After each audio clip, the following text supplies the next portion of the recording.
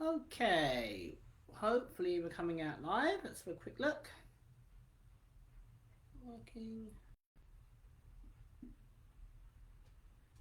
Okay, hopefully I'm coming out live.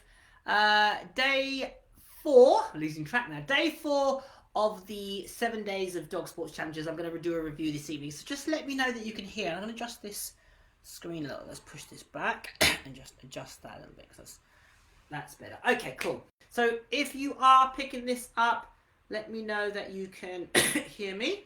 Let's have a quick look. Let's have a look. Let's have a look. Let's have a look.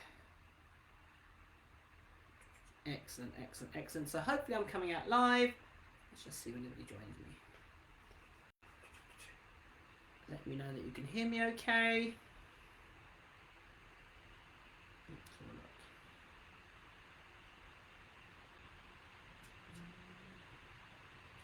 Cool, cool. So hopefully you can hear me out loud. Okay, cool. I think definitely can. So, hopefully more people will join. Oh yes, people coming. So I'm just going to give it a moment whilst you join me. So those of you that have been watching all week thus far, it's obviously only Thursday today.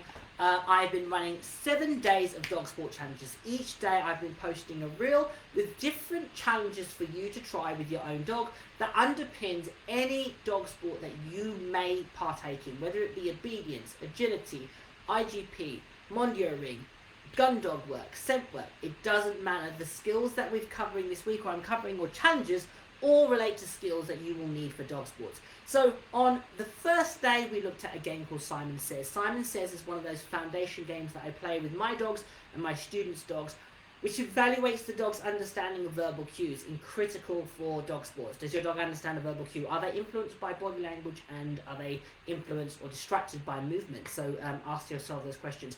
All the challenges have been posted on both my Instagram page and my Facebook. So if you're wondering where to find them, if you pick this up on various social media platforms where you may see the video, just go to my Facebook page, Kamal Fernandez Dog Training, or Instagram, Kamal Fernandez Dog Training on Instagram, and you will see the challenges laid out there. So day 1 was Simon Says. Day 2 was all about hand touches or hand targets. Can your dog sustain a hand target and maintain it? Can your dog be proofed against it? Can your dog move with whilst maintaining their nose on a hand target? Yesterday we looked at I've lost my bearings now. I'm gonna have to look what the challenges were. So it was hang on a second. Let's have a look. So day 1, oh yes, that's right, it's retrieves. You had to look at my Instagram there. So yesterday I looked at retrieves, presenting different articles for your dogs to hold: small, medium, large, and then for those of you that really wanted to push the boundaries out, extra large. Working on different articles to retrieve for your dog to retrieve.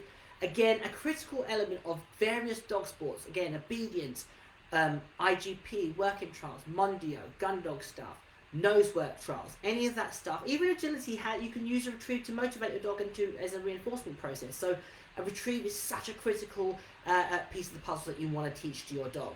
Today we looked at platform perches and essentially targeting behaviours, and I posted a reel showing a dog doing 1 target, 2 targets, 3 targets, 4 targets, and finally 5 targets all simultaneously. Individual feet, and the dog ultimately doing a nose target. So that was one of the many things that you can do with targets. So those of you that are watching, let me know if you'd use targets at all in your training, and if so, what for. And I'm going to talk through some of the ways in which you can use a target to train your dog. So do you use targets? If so, how do you use them? So on the reel, as I said, all this week, if you're sharing on social media, just put in the hashtag 7 days of dog sports challenges, 7 days dog sports challenges, anywhere that you post it, on Facebook, on Instagram.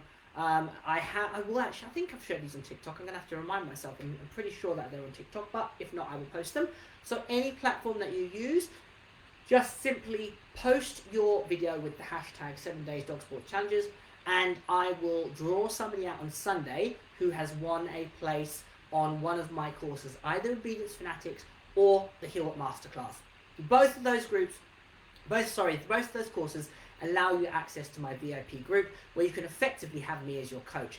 And within that group, there's people that have done incredible things in many, many, many dog sports: obedience, agility, working trials, IGP, Mundiering, and so forth and so forth. There's a eclectic mix of people, and they have competed at international level for their country, winning crafts, achieving incredible things with dogs. First-time dog sport owners. There's an eclectic mix from as far as from New Zealand, Australia, America, all over the UK, Europe, a plethora of places. So anywhere in the world that you want coaching, just join those online communities and you can become part of the Obedience Fanatics groups, where there is a lot of like-minded people using reinforcement-based dog training to excel at the elite level of dog sports, or just people that are enthusiastic about training their dogs. So every day this week, and for the remaining, 3 days left, I have been doing I've been doing challenges every day. I'm just reading the message there. We started 5 weeks. I'm going to read that in a second. So I've been covering challenges each day to get you thinking about your own dog sport training. And irrespective of the sport that you partake in, all the skills and all the challenges that I've been covering this week will definitely enhance and improve your dog's training if you master them. That's the key thing. So each day I've been giving a review of each of the sessions and how to incorporate into your training. So interesting here, because Cassie Anderson says we start platforms at 5 weeks. Wow. And one of the first things I teach so many users. Absolutely. So for me, I use platforms probably how many dogs ago now? Oh gosh.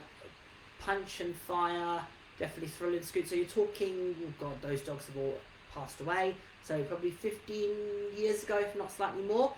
I am an avid dog training obsessive, fanatic about dog training, and I just always look at what other people are doing and from not only training dogs but other animals. And platform training or station training and perch work, etc., was becoming more and more prominent.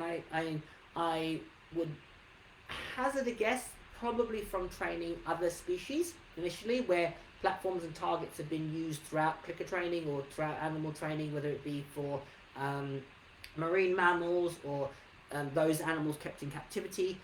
It's been used as a way to teach husbandry skills, to teach interesting enrichment behaviours, and so forth and so forth.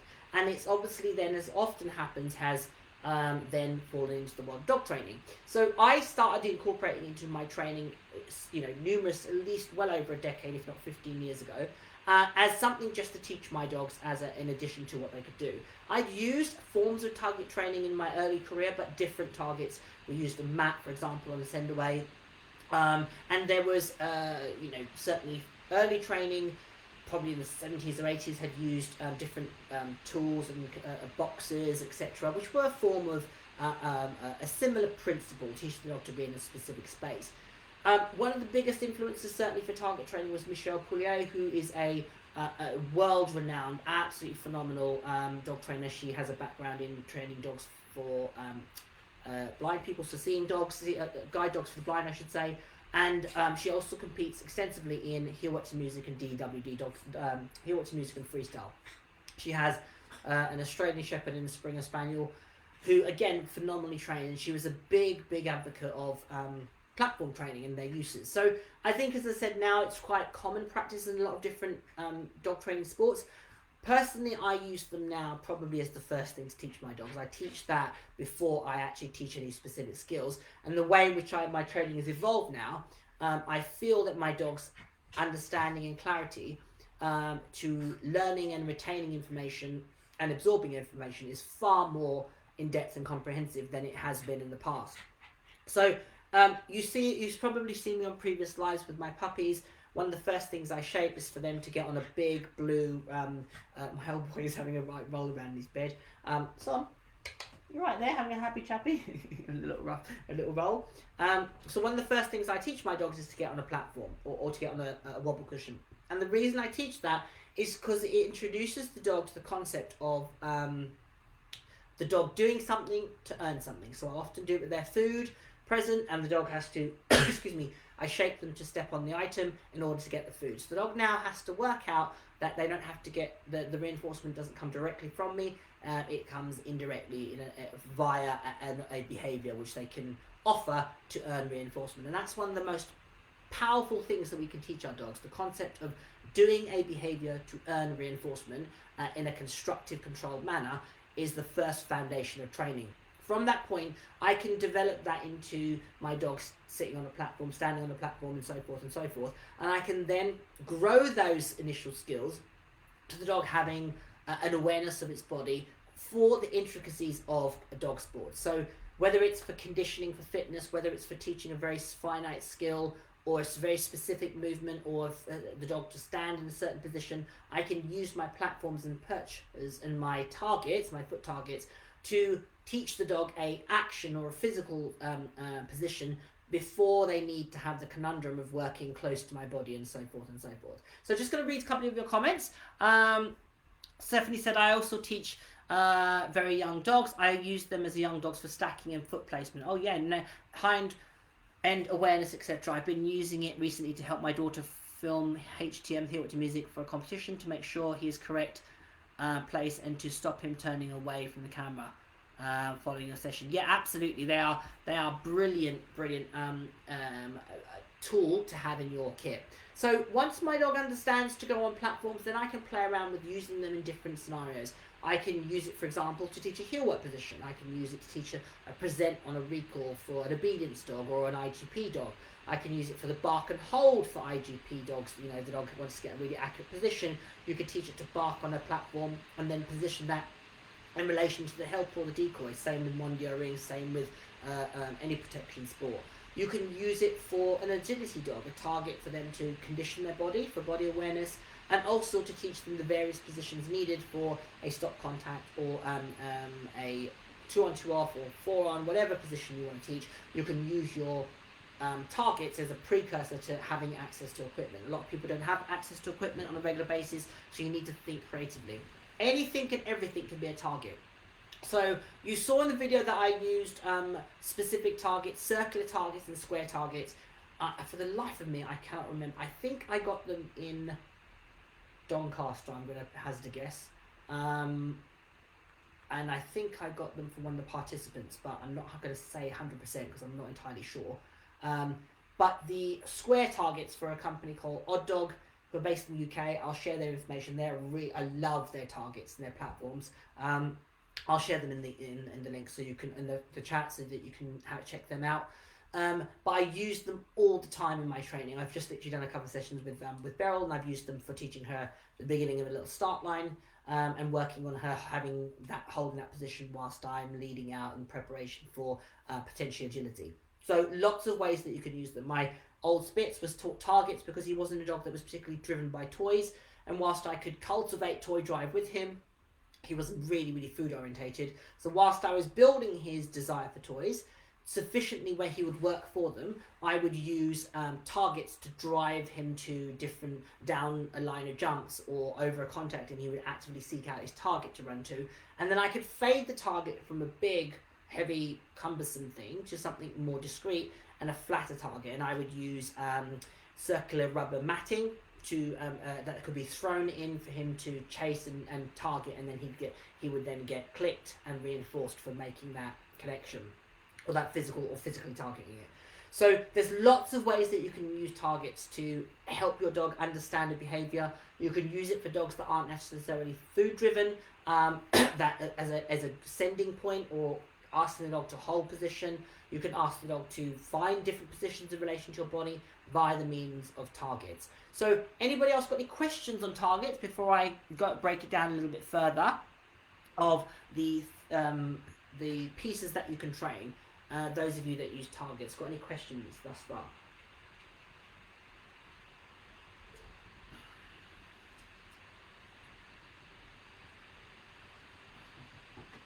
Sometimes the questions are a little bit delayed, so I'm just going to make sure I pick them up. Because often I pick them up retrospectively, and then my live is finished, and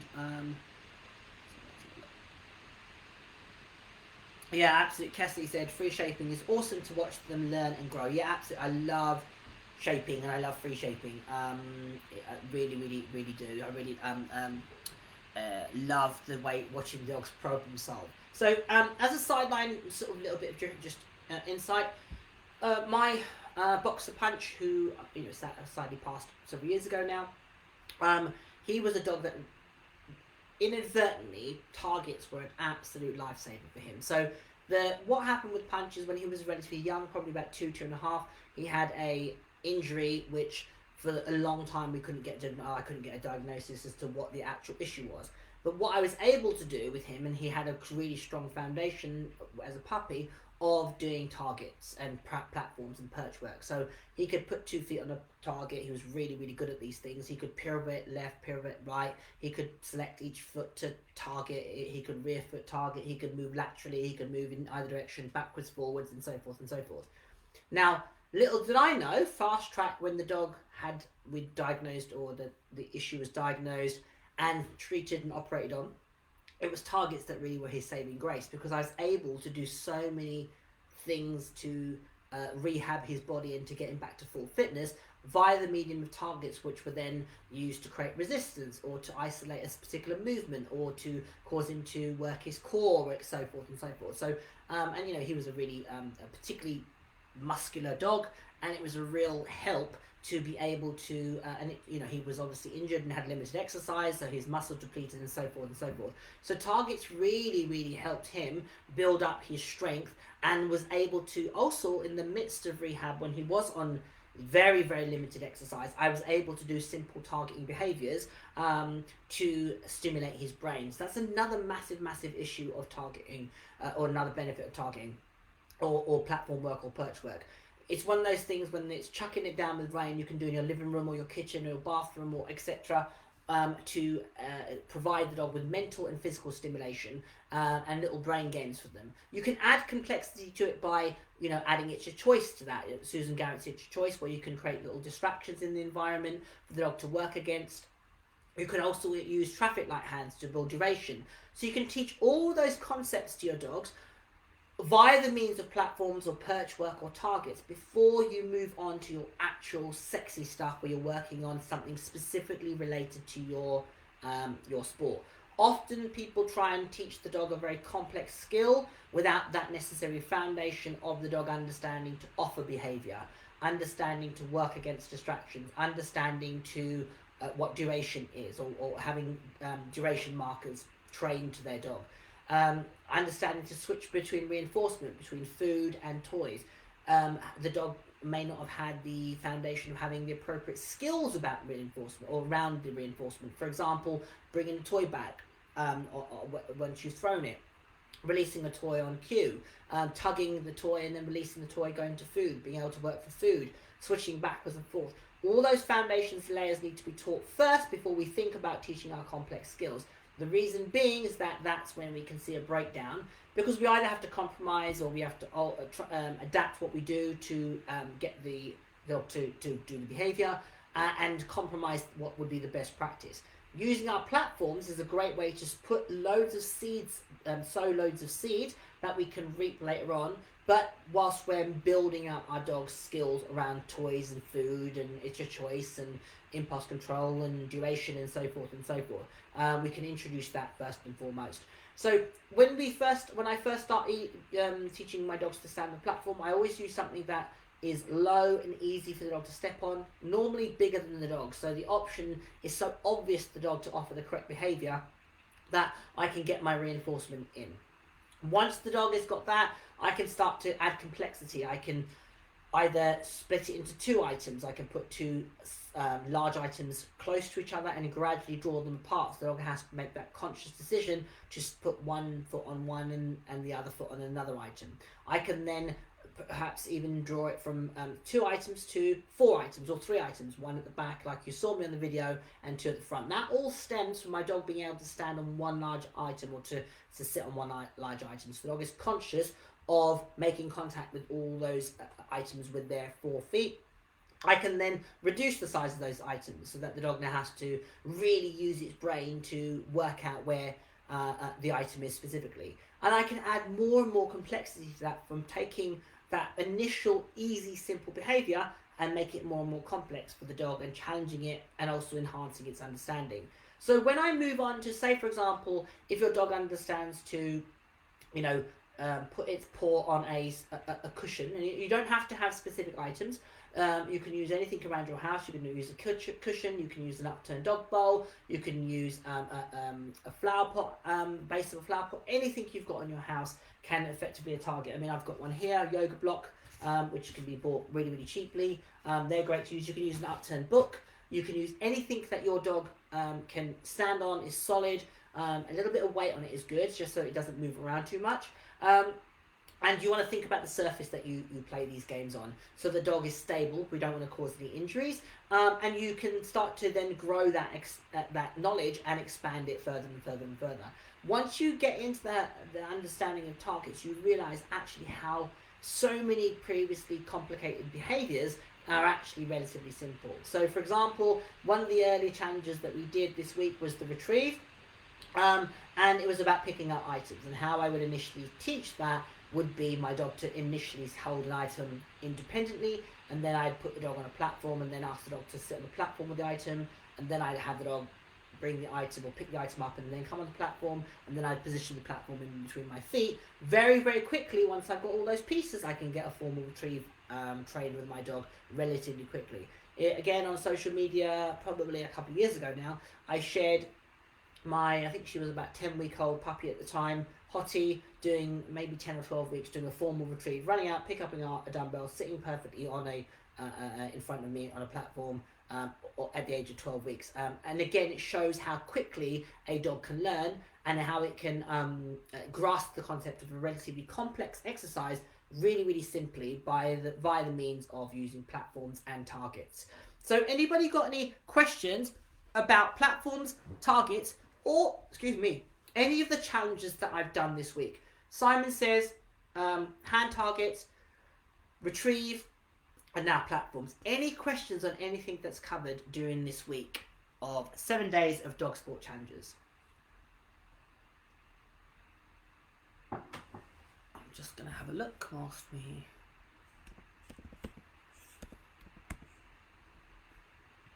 get a link for...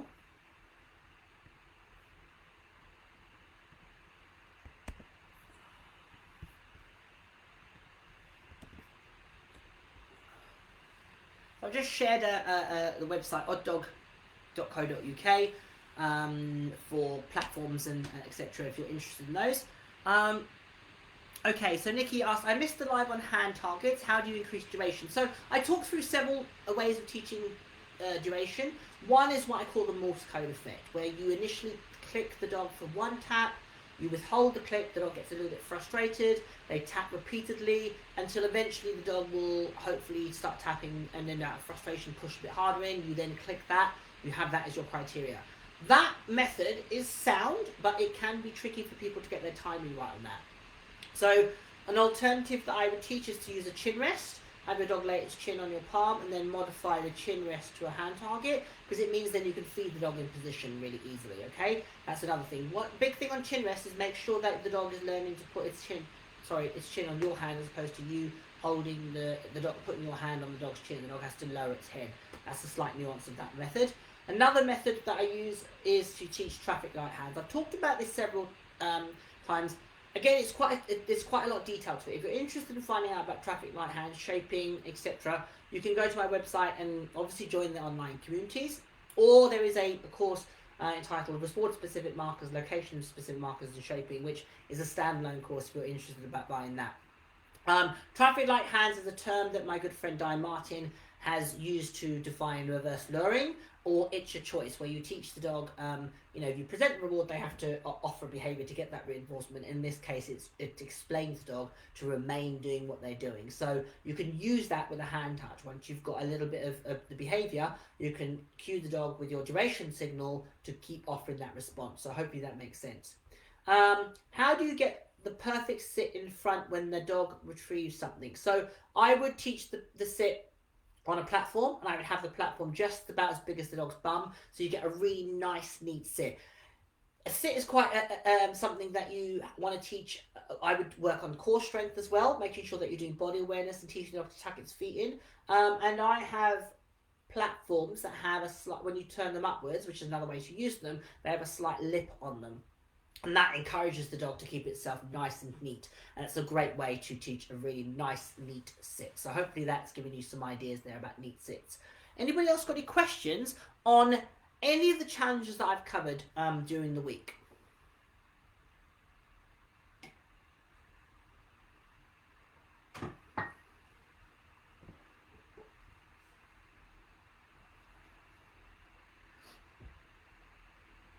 Let's have a look, make sure that I am...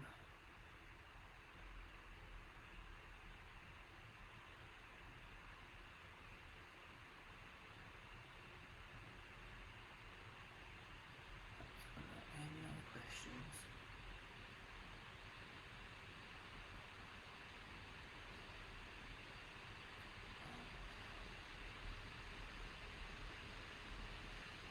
Okay.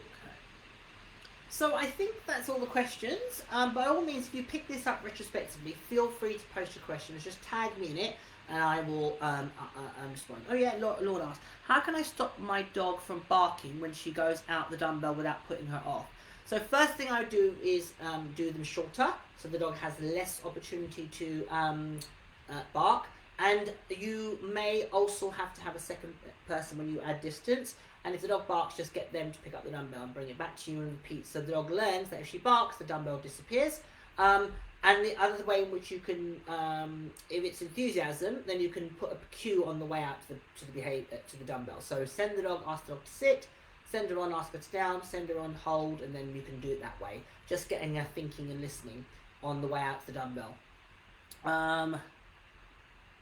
So Stephanie said, he now has the perfect sit in front, but when he retrieves, he always drops the item. So I would break that down, Stephanie, and work on your hold and work on proofing the hold. So the dog, you want to be able to hold, you want the dog to be able to hold an article, and you can wave food in his face, you can bounce a ball, wave a tuggy, move him around, tap the ends, almost try and twist it, and he locks on and he doesn't let go, or she, depending on he.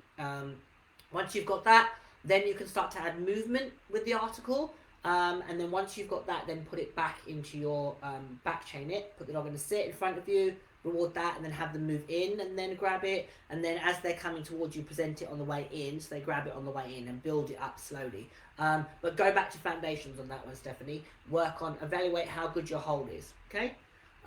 Fiona said, with the 4 feet platform, can you use something that isn't raised like spots of fake grass?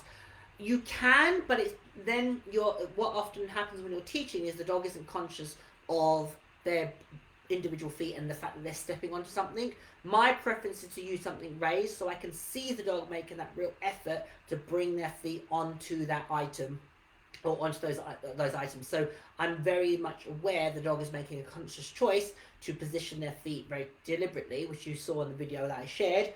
With Girly, and that way I can see the dog making that effort. When it's something on the ground, which I can progress to, I can eventually move to that stage. I would do it the other way around. I'd do the raised items first and then gradually lower them. By that point, the dog has formed muscle memory of standing in a certain position, and when I ask them to then put it on something really low or almost invisible, they're now thinking about where their body should be. So definitely start with it slightly proud of the ground and then reduce it down to the ground once the dog's got the understanding. Okay, anybody else got any questions?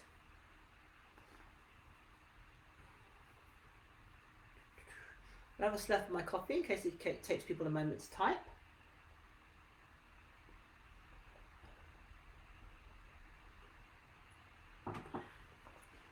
So whilst you guys are doing that,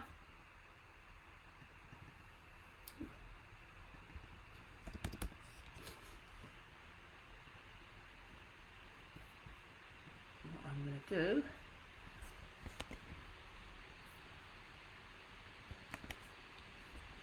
in the chat, I've just shared a link to the website Mighty Network, which is where you can sign up for either the heel work course or the Obedience Fanatics course, which are both my courses, my online courses, where you can learn all about how to teach heel work from puppy to advanced level competition stuff, or your Obedience Fanatics course where you can join and you can learn about foundation skills, all the other exercises including retrieve, distance control, send away, scent discrimination, stays if you need them, It's all covered on that course. Also foundation skills, teaching a dog, shaping, etc. That is all covered on that course. And if you're interested in signing up for either of those, I'll share the link on my on the chat there. So another challenge coming tomorrow. It's a really good one. It's a really important foundation layer. But it's a great challenge to see what you've got on this one. It incorporates a bit of impulse control. It works on listening, and it's a little bit of fun as well. So hopefully enjoy that one tomorrow. If you have any questions and you're picking this up retrospectively, just tag me in the post. Either me personally, Kamal Fernandez, or Kamal Fernandez Dog Training, depending on where you pick this up, and I will endeavour to answer the question for you. And if you are posting your videos, wherever you post them, whether it be on the threads that I've shared on Facebook, Instagram, or Facebook itself independently, just use the hashtag 7-Day Dog Sport Challenge. Just put that in there and I will be able to search it. So on Sunday, I can pick somebody out who is going to win a place on one of those courses and access to my VIP group and have me as their coach. So super excited about that. Lorna asks, yes, can you use the target to teach send away? Absolutely. It's how I start all my send away training off. Teaching my dog to run into a target, and then I transition that to a less visible item, i.e. a mat. But the behavior is definitely started on a target. So really another great place for targets to be used. Okay. So whatever you're doing, guys, enjoy the rest of your evening. I'm going to go and take my dogs out. And catch up on a little bit of work, and obviously prep for tomorrow's challenge, get that video out tomorrow morning. Again, 3 more days of challenges, so Friday, Saturday and Sunday. On Sunday I'm also going to be giving you a little bit of insight into the group, and the Facebook group and the website, so just to have a nosy round. But yeah, I'm looking forward to more lives and fun challenges. Keep posting your videos. Love to see people train their dogs. Love to see people having fun with their dogs. That's the thing that really does jump out at me. And it's great to see everybody embracing the challenges with the spirit that they're intended. Have fun, whatever you're doing. Enjoy your dogs. And I will see you all tomorrow. Take care all.